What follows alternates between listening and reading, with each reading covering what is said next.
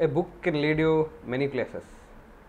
But what if you had to put the book in your head onto paper? The greatest of your learnings could come from journaling. And here I have a book with me that's written by Arpitha Mallara, a renowned child psychologist who has extensive experience of having worked with children and working with a diverse age group and background. And she has come up with a book that's called Mindful Me. Let me introduce that book to you. This is how it looks like. And inside, as soon as I look at it, it is full of activities and experiences. It is something that I delight to read for any who's a first timer. And let me introduce you to the author Arpitha Mallara herself. Arpitha, welcome to the podcast. Would you like to share a little bit about yourself? I know introducing a person is not the easiest of jobs, but if you can introduce yourself, who are you, what do you do? Thank you, Sunil, for the introduction. And as you all know, I am Arpitha, psychologist, and been working in a school for 10 years in different schools. So psychology was always my passion, to know, understand people's mind, understands people behavior, why each one behaves differently, talks differently. I was always curious about it. So that's why I chose psychology, and child psychology is because when my daughter was born, I was very much inclined to work with children, and I understood how children's behavior and their psychology works. And it was little easy for me to work in a school, because when my child was born, I could see her milestone, and I could relate it in a school. So that's why I did a diploma from Banjara Academy on child and adolescent, where I got to know a lot of things about how to take care of children, their lives, their milestone, their age, each age, how emotionally they grow, IQ level, how it grows, and how they form their identity. So as you all know, I have done my MS in counseling and psychotherapy, and working in a school for 10 years, and that's why this book, Mindful Me, is it's all my experience. I put it in this book. Yeah. Superb. So you say you put your experience into the book, and I see there are a lot of pictures, and as soon as you look at it, it's not your boring textbook anymore. It's something that's far more interesting. And you also share that it's about milestones, it's about spaces wherein people, emotions, kids all come together. And what would resonate most with the schools that would be interested in looking at this book as part of their curriculum, learning, understanding? Yeah. So this book is already been part of 2 schools as a part of their curriculum. And I'm so happy that they have given a good review, because getting into a school, it's not that easy, because they have to fit into their curriculum, their timings. Some teacher has to teach them. So there are so many things which the faculty or the principal, the community has to discuss and come to a conclusion. So I'm very proud to say that these 2 schools are have included at the part of their curriculum. So I would want other schools, CBSE, ICSE schools, also to use this as their part of their curriculum, and make use of this book for a lot of students. And this book is for 6th, 5th, 6th, 7th and 8th grade, and 9th also can use it, only if they if they feel that journaling is not silly. But I think these topics like self-love, self-awareness, even not only children, even adults can make Absolutely. use of this topic. So as I said, this is for 6th, 7th and 8th grade. Why I did this is because I saw that emotional well-being is not people have not giving so much importance to emotional well-being, and children are not having much time to talk to their parents, talk to their friends about what they're going through. Nobody is there to listen to them, because it's a very fast moving these days, and all are talking about AI, all are talking about the cricket, their role model, and all these supernatural characters, but nobody is there to listen or understand people's emotional well-being. So this book helps them to it's their diary, it's their friend, where they can write down whatever they feel, whatever their thoughts and feelings are in their mind. And it's not only to write about their thoughts and feelings. There is some topic like habits tracker, where they can track their goals, track their habits, how many hours they're watching TV, how many hours they're playing games, how many hours they're studying. All this they can track in this journal book. So it's not only about thoughts and feelings, it's about goals, about their awareness, it's about understanding from their failure, how they can be successful, how they can climb the ladder. So this book talks, this 10 topics are very important, because I had so many topics in my mind, but I thought, let me have this in this first book. I can just put those out of 20, only 10 important topics. I thought, let me put it in this book. Fascinating. And I think as listeners and viewers, so journaling is one of the easiest ways kids stay out of the phones, right? So when you're writing, you're not on the phone, so that's how kids can be off the phone. And it's something very, very interesting that allows people to sort of express who they are, kind of stuff. And Arpitha, in terms of safety to the individual that is writing it, this, you say, is a book that they are able to keep with themselves.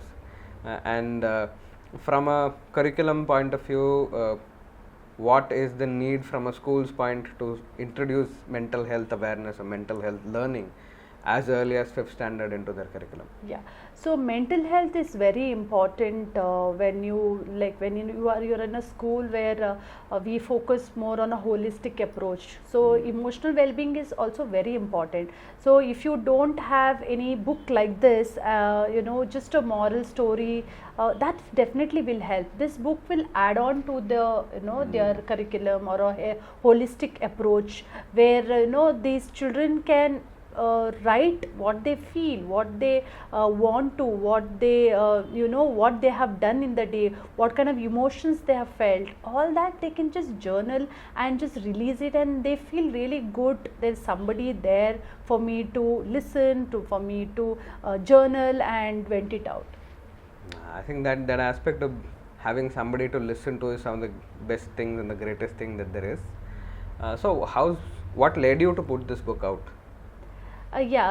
So this book is because I thought children should have their own journaling book. One is that, and next is for them to be aware about what's happening emotionally, what's happening to them mentally.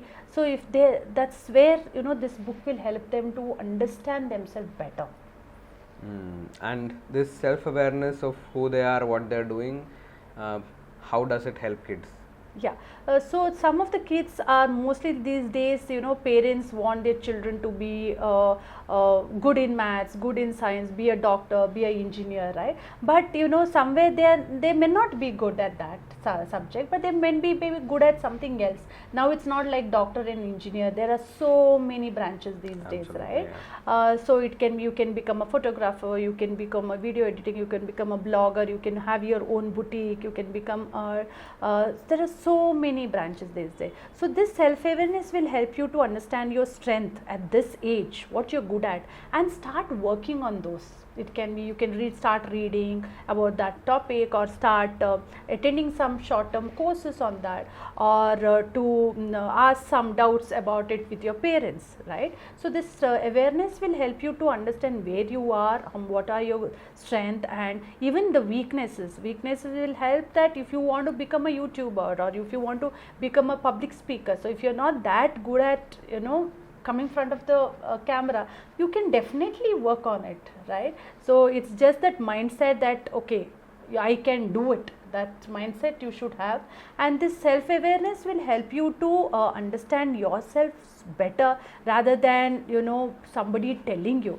So you are so strong that I am good at this, and I will definitely do this, and if somebody forces me also, I will not go there.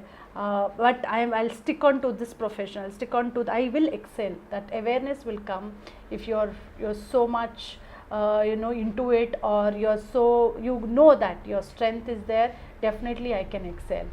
Oh, absolutely. I think I saw some of the aspects of what is there in the book. You talk about values, you talk about self-love, self-expression, emotions.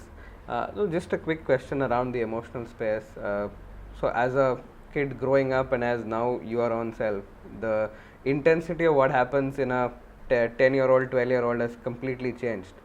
And do you think the book will be a game changer for kids in terms of even labeling their emotions, working with their emotions, and staying with that? Yeah. So we always say, parents or teachers tell the children that don't get angry. Why are you crying? Right. So it's like these emotions even we have gone through. But nowadays that crying is these days they feel, okay, why are you crying? You're a kid, you're a baby. That's what they say, right? So here you will understand this labeling the emotion will help you to understand where you are. Why am I feeling sad? Why am I feeling angry on the same thing? If though it is not my mistake, why am I feeling angry? Where should I have that boundaries? Is that I have to be a little more vulnerable? Should I respond to my friend this way, or should I go tell the teacher? Should I go and tell my parents? All this will help them when you journal, when you are aware about your emotions. If you're not aware, then you'll be like you're doing the same mistake again, same things again, and nobody to correct you. And you say you've been working for more than 10 plus years in the space of working with children. So what are trends that you have seen that you want to address in the book here? Yeah. So nowadays children are very sensitive. When it comes to one friend doesn't talk to her next day, or if my friend got more marks, or they criticize for something, they're very very sensitive, right? So there is a topic called values. So you should know what are your values. So you be good with everybody, but somewhere you stick on to people. Your best friend will be someone who understands you, or who is something who talk about the same topic. Imagine if I am good at dancing, we both talk about the trendy music or the same dancer, or if you're good at cricket, we talk about the same batsman or the bowler. So the interest will be more similar. So this value topic talks about what are your values, how you can start attracting such friends that will help you to build the bonding better, and there won't be much clash. So make friends with everybody, but have your best friends like who match your values. Oh, absolutely. No, I think that is true. So I will pause and then maybe put a challenging question here. So if you had this book when you were growing up as a kid, would it have changed who you are now? Definitely, because I feel the self-awareness was not there that time with me, because there are so many mistakes I've done without being aware about what's happening to me, what is happening to me. And this kind of book would have helped me to understand when I'm journaling. I had a friend who would help me out with solutions. This journaling would have helped me out with a lot of solutions. Oh, fantastic. And we've also had this disturbing space or trend saying early puberty hits, like what we used to experience at higher spaces in schools and colleges now. Kids getting into relationships, having no idea what's happening with their own bodies and stuff, and different emotions and different things expressing themselves. And I'm just that question around the same space of having this book would be an advantage for individuals to express themselves. It does not build up inside. Yeah. So teenagers are going through a lot these days because of mood swings. Because of the mood swing, they start to binge it, and there are a lot of distraction like social media, Instagram, Twitter, Snapchat. You also feel like doing that because suddenly your friend will come and, did you see that video? Did you do that? You send me so many Snapchat. Now you are not sending at all, right? So these questions really, they feel like okay, I should also start Snapchat ID, or I should also start Instagram, one account I have to start. But so as a child is so confused whether I should start, whether I should match with with my friends, or should I listen to my parent will say don't have a Insta ID because there are a lot of strangers coming there and you will not know whether they are good person. So the child is very confused what to do, what not to do. So it's very challenging for the child. But what I would say is, for the parents, have a friendly relationship with your child. So you can't say at this age not to have a Snapchat, right? You can have a Snapchat, but you monitor whether the child is having friends of whom they know, or whether your child is talking to a stranger. You monitor and guide them, and not to be shocked. How could you message? You don't know them. Who should have taught them? We as a parent should have taught, right? Schools cannot teach all that. So we as a parent, we have to connect with the child, be friendly with the child, and child should feel so friendly that whatever has happened, they should come and tell. It can be you would have killed somebody, you could have done something totally wrong in the school or in the bus, but the child should be comfortably coming and telling it to you. That closeness, that connection, you as a parent should give. I think that's a very interesting space in terms of the safety that you as a therapist, or you working with kids, give, that they suddenly open up themselves up and share. And I think in terms of journaling, it also opens up whatever is there inside and sort of comes out on the outside. And that safety is also there with the book. And I've seen there are some interesting exercises. You make them do art mandalas. You ask for reflections. What was your day? You plan the timetable. You're looking at strengths. So this book is well placed in terms of this. So who do you think ideally should look at this book and say, I need to buy this book, or I need to take this book? All parents, definitely, for their children who are, if you have a child who is in 5th to 9th grade, definitely they can pick this book. And as I told you, there are 2 schools who have already taken this book as a part of their curriculum. So you can include this as part of their curriculum. You can keep it in your library, or any bookstores also can have this book. Oh, fantastic. And another question, moving on to more of the mental health side, there's been a extremely high incidence in terms of post exams, kids looking at ending their life, committing suicide, trying to do that as a space. What's been your thoughts around it for, say, as parents, or as facilitators, as trainers and teachers who are working with them, or even as kids? Right. How does journaling help in not getting into that place and not escalating to that place? Yes. So for your questions, like now children are very stressed because of the competition out there, because when we were there, 90 marks used to come in the paper. Now only 98, 99 point only comes in the paper. So the competition, right? So as a parent, you have to give little pressure. You have to tell them to study, because 10th and 12th is the very important stage in the academic age of the child. But not to pressurize. You should know what your child is good at, what is his IQ level, or if he needs some kind of tuitions, or if he needs some help, you have to facilitate instead of pressurizing. Study. One is that. And I would recommend the child to study every day for half an hour, and not to stress himself during the exams, before exams. And I think only if you study during exams, it will not help. They will go blank. And it's not only studying, you have to take care of your mental health. You have to be, if you're going for any the football or badminton or cricket or dance class, continue, let them go till when the exams are going on, also let them go. Don't see that okay, you have your exam next month, don't go this month. No, physical activity is also important. And mentally, like how you can keep yourself mentally calm, you can journal whatever you're feeling today, journal it. And mandala art is a very beautiful art where you can have your time. You feel so calm when you do mandala art.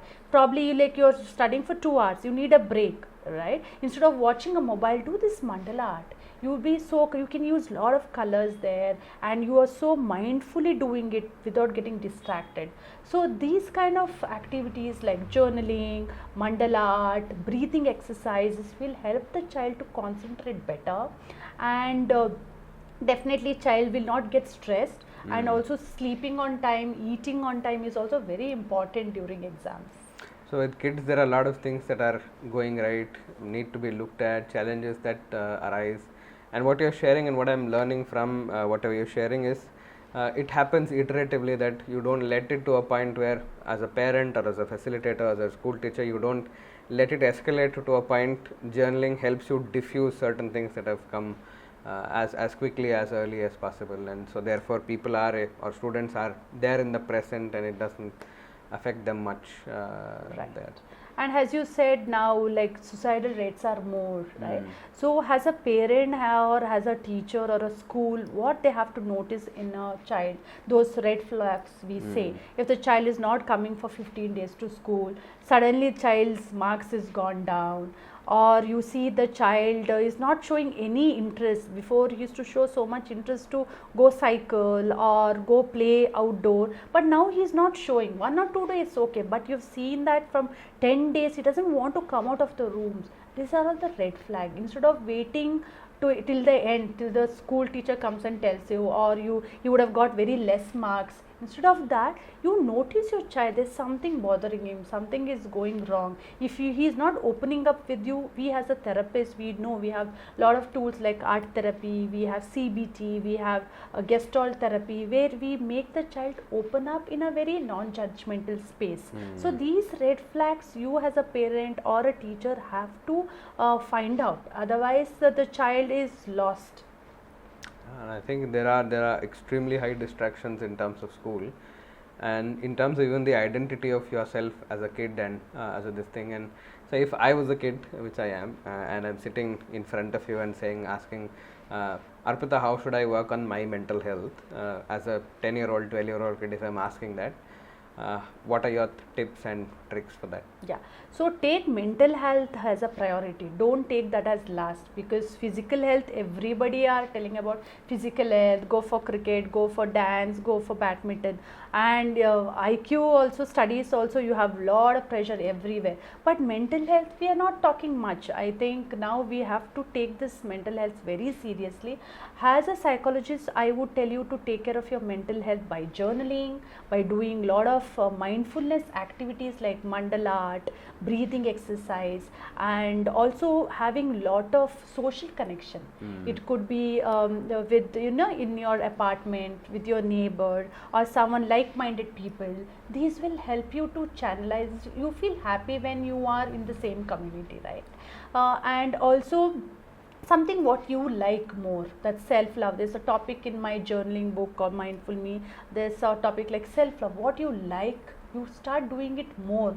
You have exams, you might be in a busy day, but still you can spend at least 20 minutes in a day to do what you like.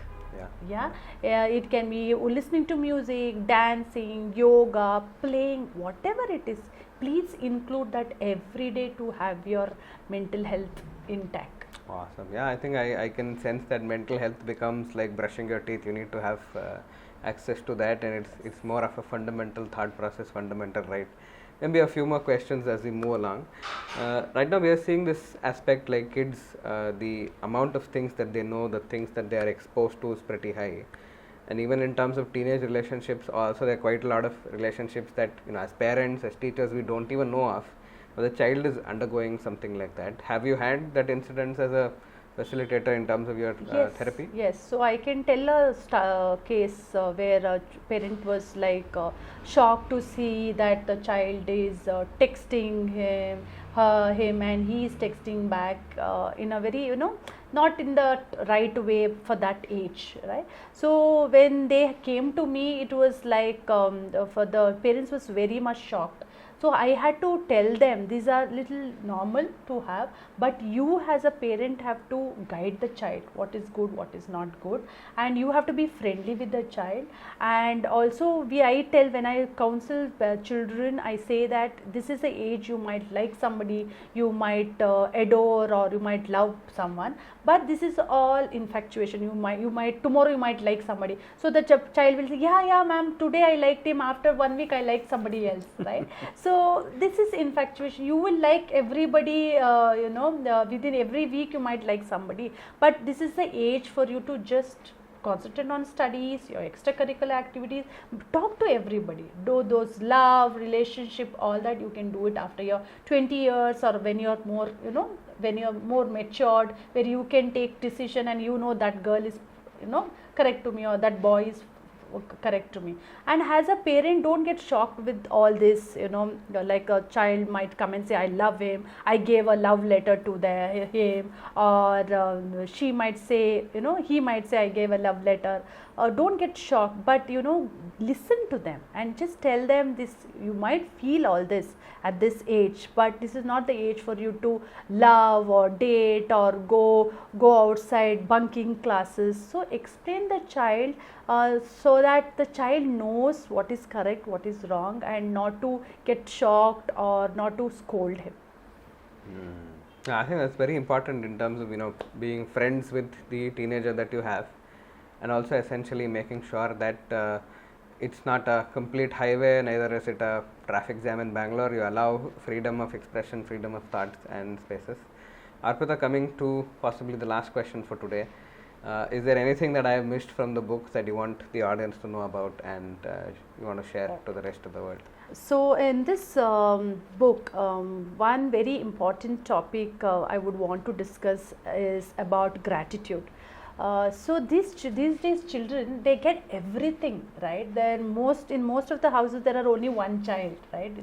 It can be a boy or a girl. So they're pampered so much. Yeah. So there are grandparents giving them a lot of gift, father giving gift, mother giving, both are working. So they say, this I have given, I have earned, and I have given. Father tells, it's from my money, right? So the child gets all the things, but end of the day, somewhere they see, Papa, you didn't get me that dress, Papa, that you didn't get me that mobile.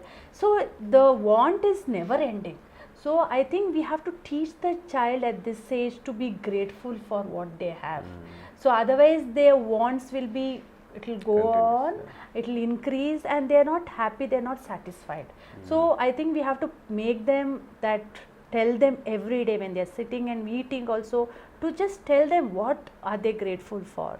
Just let them pray, or you can tell the child, why are you grateful for? You're eating something, are you grateful for? Just put that question. So, and the child might say, yeah, I'm grateful to eat just good pizza today, right? Or just come and sit in this cafe and enjoy the vibe, enjoy the music, enjoy it with my friends. Or I'm grateful to study in such good school. So all this, I think we have to make the child understand why you are grateful for. You have so many things. Be grateful for what you have. Definitely you will get what you want, but be grateful for what you have. Fantastic. I think that's a grateful space for us to pause this place and talk to our audience, right? So we all have seen books will give you knowledge. You will look at a fictional book, you're going into characters, it gives you entertainment. But here is one book, Mindful Me, where you're going to be taking your own adventure as a kid, as a parent, and I think from what I have seen, it's accessible to even parents, their own journey through the book. You will learn about yourself, things that you know about yourself, things that you didn't know about yourself, and things that you didn't even know that you didn't know. And things will bubble up to the surface, and Arpitha and team have designed a beautiful book that allows for all that transitioning to happen. And Arpitha, just once again wishing you the best. Hope these books land up in all schools, in all the shelves there, and it makes for a more mentally strong Gen Z, Gen Alpha for the rest of India, and on our journey for being Viksit Bharat. Thank you so much. Yeah, thank you so much. Thank you, Sunil.